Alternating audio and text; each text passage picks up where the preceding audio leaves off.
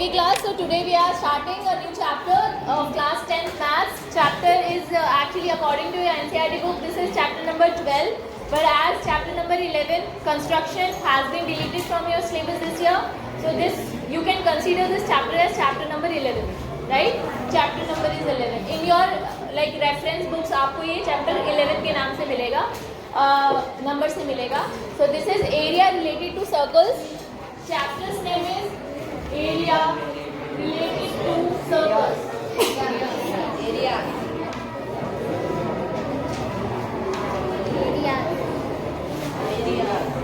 ठीक है?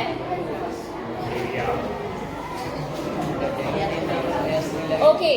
So in this chapter, what we are going to study in previous class when we started chapter number 10 circles जब हमने पढ़ा था, तो मैंने आपको उसी वक्त आपको जो टर्म्स इसमें बतानी थी वो उसी चैप्टर के इंट्रोडक्शन में बता चुकी हूँ मैं कि what is a circle. Circle is a collection of all the points which are equidistant from a common point. किसी एक कॉमन पॉइंट से बराबर दूरी पर बहुत सारे पॉइंट लो, उसके कलेक्शन को हम क्या कहते हैं? सर्कल कहते हैं. This was the definition of circle, right. उसके बाद हमने सर्कल के डिफरेंट कंपोनेंट्स के बारे में पढ़ा था. सर्कल के अंदर, सर्कल के बाहर, सर्कल पर कौन कौन से चीज़ें आपको मिलती हैं. फॉर एग्जांपल मैंने आपको उस सेशन में बताया था, रिवाइज करा रही हूँ मैं फटाफट आपको. देखिए, एक सर्कल जो होता है, सर्कल का जो कॉमन पॉइंट है, फिक्स पॉइंट, उसको हम सेंटर कहते हैं. सर्कल की बाउंड्री को हम सर्कमफेरेंस कहते हैं. Circumference, right. सर्कमफेरेंस का अगर कोई पार्ट आप निकाल दो, उसको हम आर्क कहते हैं. Arc, right. तो सर्कल की सेंटर से लेके सर्कमफेरेंस तक का जो डिस्टेंस होता है वो सेम रहता है. सर्कल के अंदर आप इनफाइनाइट रेडियाई बना सकते हैं. Radii is nothing but plural of radius. एक होगा तो रेडियस, एक से ज़्यादा होंगी तो रेडियाई, राइट. तो इसको हम रेडियस कहते हैं.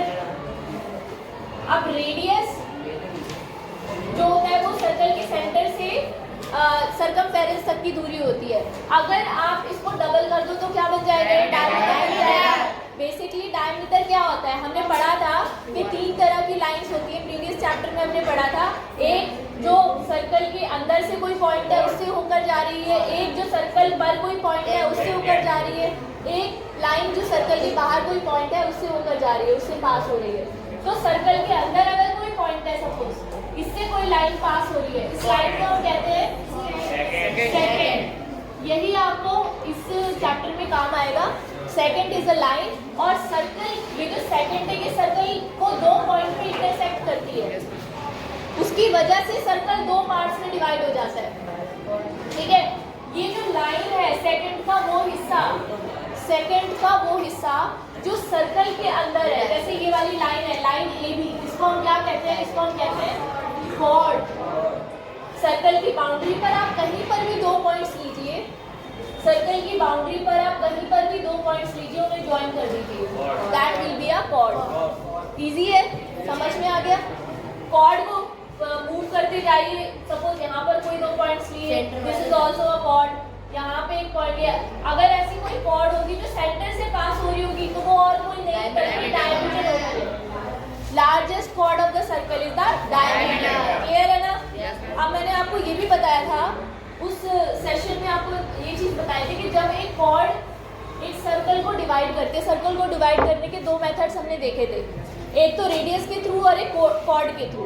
तो रेडियस के थ्रू, जब एक सर्कल किसी रेडियस के थ्रू डिवाइड होता है पार्ट्स में, जैसे पिज्जा के केस में होता है, मैंने बताया था आपको, पिज्जा के जो स्लाइसेस होते हैं वो इस तरीके से डिवाइडेड होते हैं.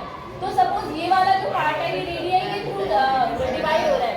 So this part will be, yes exactly, इसको हम क्या कहते हैं? सेक्टर कहते हैं. और ये छोटा वाला हिस्सा है, सर्कल 2 पार्ट में डिवाइड हो गया. एक तो ये वाला पार्ट आपने निकाल लिया और बचा हुआ हिस्सा रह गया, तो इस पार्ट को हम कहेंगे माइनर सेक्टर कहते हैं इसको. ठीक है. तो माइनर सेक्टर, और जो बचा हुआ क्लियर है? अच्छा, इसके बाद में अगर हम सर्कल को दूसरे तरह से डिवाइड करें, कॉर्ड के थ्रू डिवाइड करें, जैसे जनरली कई बार आपने देखा होगा जब रोटी वगैरह, रोटी होती है, पराठा होता है, उसको हम जनरली ब्रेक करते हैं, तो वो इस तरह से तो कम ही करते हैं. जनरली नॉर्मली इस या तो बीच में से या कुछ इस तरह से हिस्से करते हो। तो यहाँ पर देखिए, सपोज यही वाला सर्कल है, यही सर्कल है, इसको आपको डिवाइड करना है कॉर्ड के थ्रू। एक कॉर्ड इसको डिवाइड कर रही है, ये कॉर्ड है, कॉर्ड का नाम है AB, ठीक है? नहीं, हाँ वो आर्क की बात बाद में करेंगे। तो ये यहाँ पर दो डिवीजन हो रहे हैं, एक ये वाला और एक बड़ा वाला हिस्सा, दो हिस्सों में डिवाइड हो रहा है, एक छोटा हिस्सा और एक बड़ा हिस्सा। इस हिस्से को हम क्या कहते हैं? सेगमेंट। ये दोनों ही सेगमेंट है, क्योंकि ये छोटा है तो इसको माइनर सेगमेंट करेंगे, ये बड़ा है तो मेजर सेगमेंट। ये हम डिटेल में उस सेशन में पढ़ चुके हैं, फिर भी मैंने जस्ट आपको रिवाइज करा है ये चीज़। अगर आप ध्यान से देखो, अब है इम्पोर्टेंट बात याद रखने की। अगर आप ध्यान से देखो तो आप जरा एक बार सेंटर से O से A को मिलाइए और O से B को मिलाइए। पहले तो मुझे ये बताइए कि ये OA और OB क्या है? रेडियस है और बराबर होंगी। अगर मैं आपसे पूछूं कि ये जो पोर्शन है जिसको मैं हाईलाइट कर रही हूँ, what is this? What is this? इसका सीधा सीधा मतलब है कि सेक्टर के अंदर सेगमेंट होता है। जब भी कोई सेक्टर बनता है तो उसके अंदर जरूर एक सेगमेंट बनता है, सही है कि नहीं है? बताओ। ऐसा भी सेक्टर बनाओ, आप यहाँ बनाओ छोटा, इससे और छोटा बनाओ। सपोज ये मैंने लो एक सेक्टर ये बना दिया, क्या इसके अंदर एक सेगमेंट बन रहा है?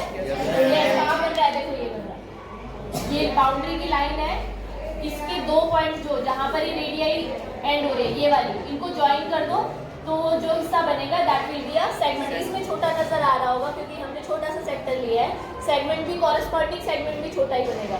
जितना बड़ा सेक्टर होगा उसका कॉरेस्पॉन्डिंग सेगमेंट भी उतना ही बड़ा निकलेगा। समझ में आया? अच्छा, इसके बाद में तो सेक्टर के अंदर सेगमेंट बनता है, तो इसका मतलब ये है, सुनो मेरी बात, अगर मैं आपसे कहूँ कि इस पूरे सेक्टर का area of this sector, area of sector OAB, अगर मैं आपसे कहूं कि ये बराबर होगा किसके? दो चीजों के बराबर होगा। कौन सी दो चीजें नजर आ रही हैं आपको? ये तो आपको पता है, ये हिस्सा क्या है? नीचे वाला दिस पोर्शन सेगमेंट, राइट? ये क्या है ऊपर जो बना? ट्रायंगल। इसका मतलब सेक्टर का जो एरिया होता है, किसी सेक्टर का एरिया, वो ट्रायंगल के एरिया प्लस सेगमेंट के एरिया को ऐड करके निकलता है। आ गया समझ में? ठीक है, तो area of triangle plus area of segment, corresponding segment. Corresponding का मतलब ये है, सेगमेंट यहाँ पे दो बन रहे हैं, एक तो ये वाला और बचा हुआ हिस्सा, लेकिन हम बचे हुए मेजर सेगमेंट की बात नहीं करेंगे क्योंकि ये माइनर सेक्टर है, तो इसके लिए इसका जो सेगमेंट इसके अंदर बन रहा है उसी सेगमेंट की बात करेंगे। तो एरिया ऑफ कॉरेस्पॉन्डिंग सेगमेंट।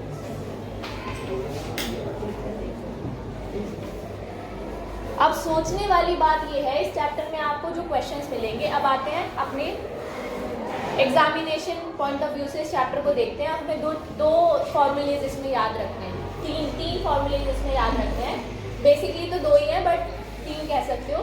सबसे पहला फॉर्मूला होता है, सबसे पहला जो हम चीज न्यूमेरिकल प्रॉब्लम्स डील करेंगे वो होंगी सेक्टर का एरिया निकालना, एरिया ऑफ सेक्टर फाइंड करना। ठीक है, उसके लिए डायरेक्टली हमारे पास एक फॉर्मूला है।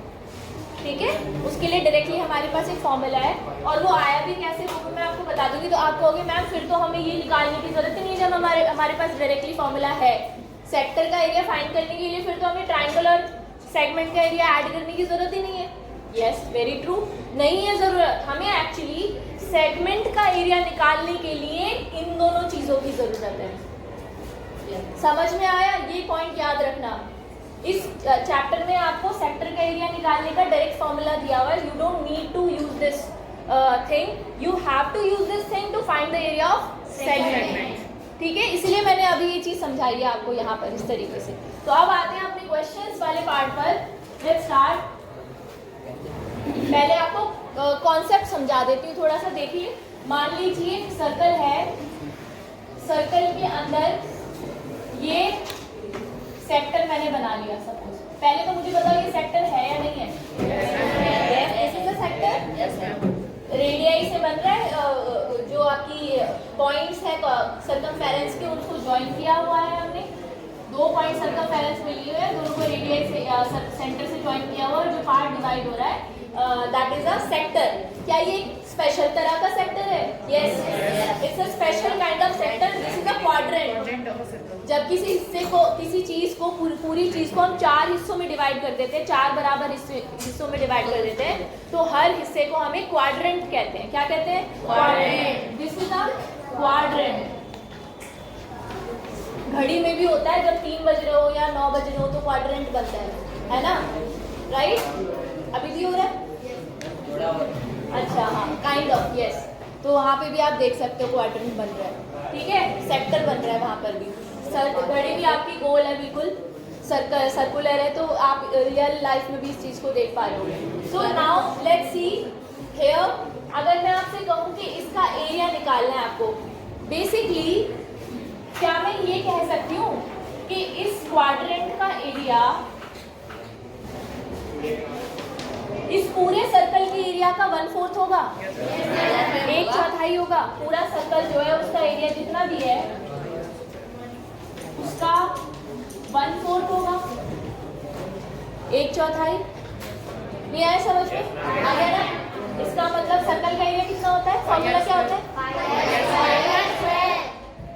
अपॉन 4, या फिर आप इसे ऐसे भी लिख सकते हैं 1/4, 1/4 इंटू पाई आर स्क्वायर। अब आप ध्यान से देखिए कि 1/4 कैसे आया है। अगर आप एंगल की हिसाब से देखें, एंगल कितना बन रहा है यहाँ पर? 90 डिग्री का। टोटल एंगल सर्कल में कितनी डिग्री का होता है? 360 डिग्री। अगर आप ऊपर 90 लिखें और नीचे 360 लिखें, क्या आपको 1/4 मिलेगा? आ रहा है समझ में? क्या आपको 90/360 करने पर 1/4 मिल रहा है? बेसिकली आप छोटी क्लास से 6th क्लास या फ्रैक्शंस के बारे में पढ़ते हुए आ रहे हैं, तो आपने देखा था यहाँ पे एंगल का भी तो फ्रैक्शन हो रहा है, एरिया तो डिवाइड हो ही रहा है, साथ में एंगल भी डिवाइड हो रहा है। तो यहाँ पर जो क्वाड्रेंट का एरिया निकला है उसमें हमने जो आगे 1/4 लगाया था वो बेसिकली और कुछ नहीं, क्या था? एंगल का फ्रैक्शन था। पूरा एंगल, अगर मैं पूछूं कि ये एंगल पूरे एंगल का कितना फ्रैक्शन है, तो 1/4 फ्रैक्शन है, 90/360। अगर ये एंगल कुछ और होता तो वो एंगल आप यहाँ पे लिख देते। यहाँ से हमें फॉर्मूला मिला सेक्टर का।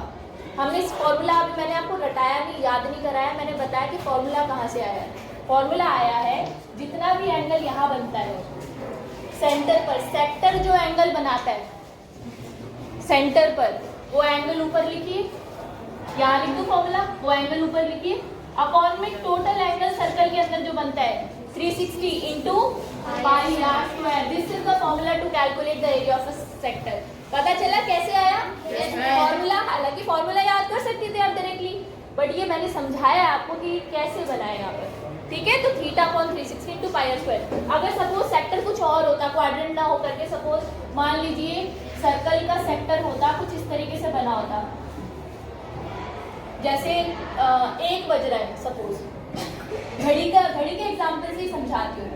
1 बज रहा है तो 1 तो यहाँ पर होगा और 1 यहाँ पर होगा। क्या आप बता सकते हो? अच्छा, ये सेक्टर तो बन रहा है, सेक्टर बन रहा है ना, सब देखो सर्कल के अंदर सेक्टर बन रहा है, बट क्या एंगल 90 डिग्री का होगा? 1 बजे सोच के देखो, 1 बजे जो सुइयों की पोजीशन होती है, घड़ी की जो हैंड्स होते हैं, क्लॉक के जो हैंड्स होते हैं, कितने डिग्री का एंगल बनाते होंगे आपके हिसाब से? 30 डिग्री, है ना?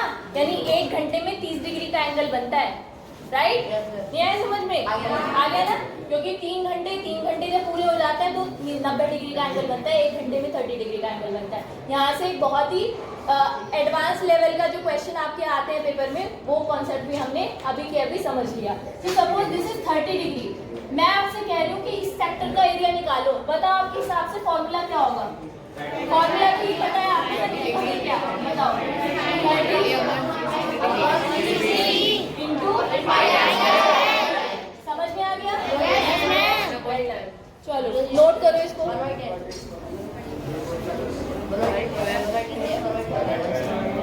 बेटा एक चीज मैं आपको बता दूं, यहाँ पर सुनो जरा, जो अभी बात हो रही थी थोड़े टाइम पहले, एक बच्चे ने बोला भी था और मैंने प्रीवियस क्लास में समझा दिया था ऑलरेडी, इसलिए मैंने डिस्कस नहीं किया। यहाँ पर जो पूरी बाउंड्री है ना सर्कल की,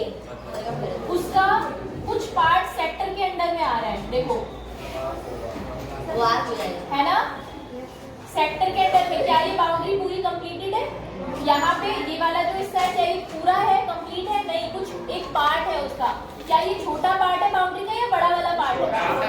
बड़ा वाला पार्ट कहाँ है? यहाँ से लेके यहाँ तक बचा है। तो इस छोटे वाले पार्ट को हम कहते हैं माइनर आर्क। आ गया समझ में?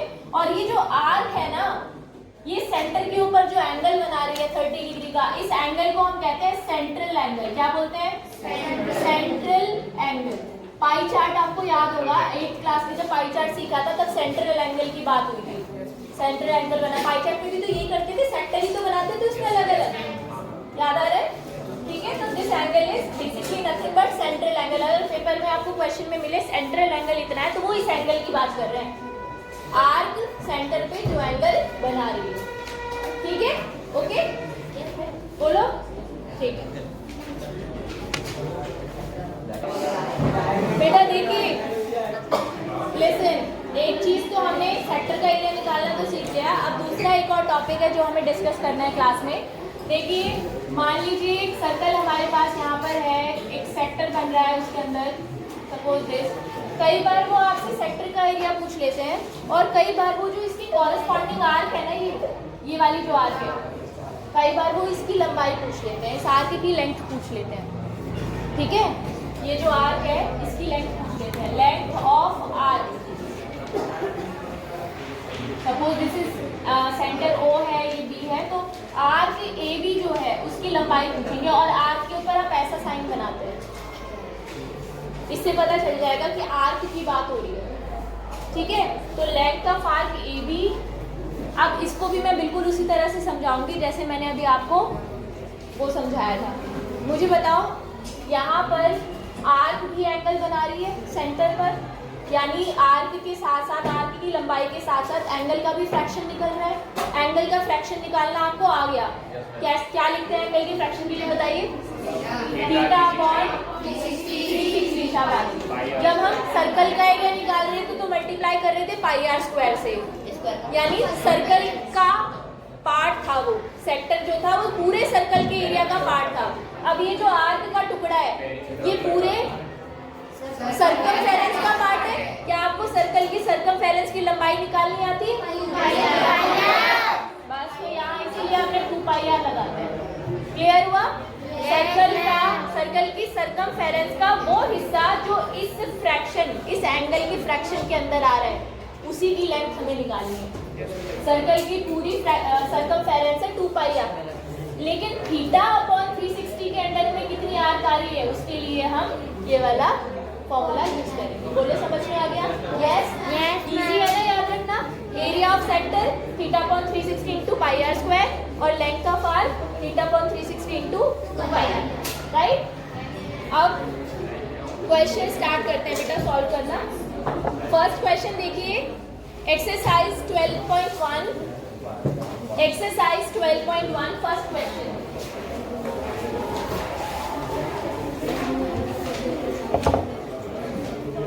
और इनफैक्ट मैं एक्सरसाइज स्टार्ट कराने से पहले मैं आपको एग्जाम्पल कराती हूँ एक दो प्रैक्टिस के लिए। ठीक है, चलिए क्वेश्चन दे रही हूँ मुझे। अब मैंने समझा तो दिया है आपको, इसको फटाफट से सॉल्व करके दिखाना। लिखिए, सर्कल है, उसकी रेडियस है 28 सेंटीमीटर, और जल्दी से सॉल्व करना है। सर्कल की रेडियस है 28 centimetre. Arc subtends an angle of 45 degree at center. Find the length of the arc. Find the length of the arc using it and area of sector.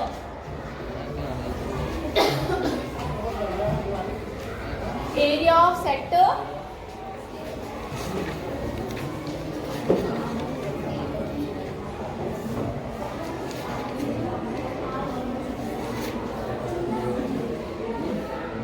निकाल सकते हो ना? जल्दी कैलकुलेट करो फटाफट। 2 minutes you have. Okay, I hope आप लोगों ने सॉल्व कर लिया होगा। सो लेट्स सी कैसे सॉल्व किया है इसको? लेंथ ऑफ आर्क सबसे पहले हमें निकालनी थी। 22 सेंटीमीटर है। फॉर्मूला बोलो जल्दी। Theta right, how much is theta? 45 degree. Central angle कितना है? 45 degree upon 360 into 2 into pi into r 28। 7 1 7 7 4 8। 45 और 360 एक दूसरे से कैंसिल हो सकते हैं कितने पर? 9 5 45, 9 4 360, फिर 5 1 5, 1/8 आ गया। 1/8 इंटू 2 इंटू 22 इंटू 4 2 8 एंड 2 से 2 कैंसिल हो गया। आंसर कितना आया? 22 सेंटीमीटर। यूनिट लगाना मत भूलना, लंबाई है वो मीटर सेंटीमीटर में है, एरिया होगा तो मीटर स्क्वायर सेंटीमीटर स्क्वायर में होगा। राइट, चलो अभी दूसरी चीज निकालते हैं। क्या निकालना था? Area of sector. Area of sector वो मैं यहाँ निकाल देती हूँ, यहाँ फाइंड कर देते हैं। Area of sector, what is the formula? बोलो सारे, बोलो जल्दी। Theta upon 360 into pi r. Yes, theta upon 360 into pi r square. How much is the theta? 45। उसको वो बताए into 360 into pi 28 into r 28। yes।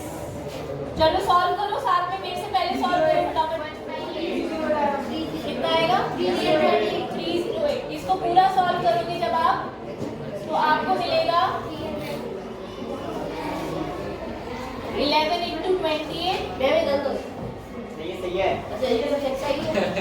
308 centimetre square. Yes, area है तो square लगेगा। बोलो समझ में आया बेटा सबको? मतलब यानी आपको जो अभी हमने पढ़ा उसको अप्लाई करना आ गया।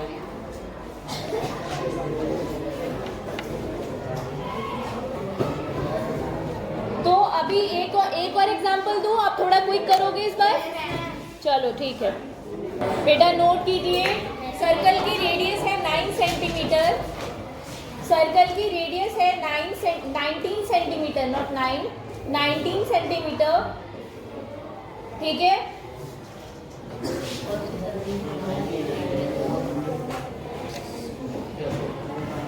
okay, let's take another example. So find the area of the sector. Radius है 21 centimeter and angle is 120 degree. Find the area of the sector. Area is 120 degree. Radius is 21 centimeter. Angle 120 degree. Sector का area and length of arc obviously. Length of arc and area of sector. Radius is 21 and angle is 120 degree. This is the change in the question. Okay? Solve कीजिए, फटाफट answer देना चाहिए। हो गया solve? Very good. 460.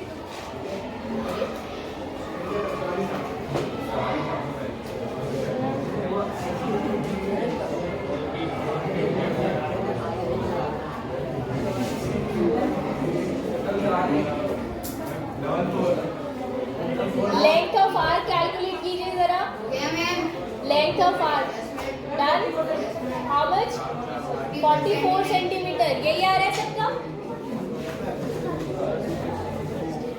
Let's solve this question on the board. Area of sector.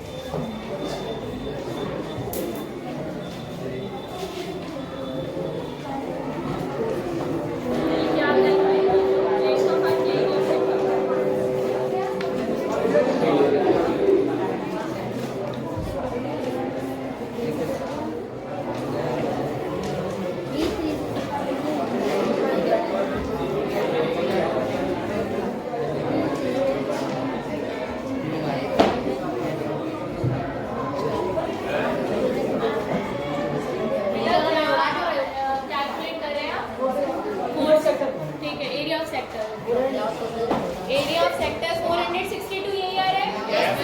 Clear है? अभी आगे का काम सुनो। Thank you Omkar.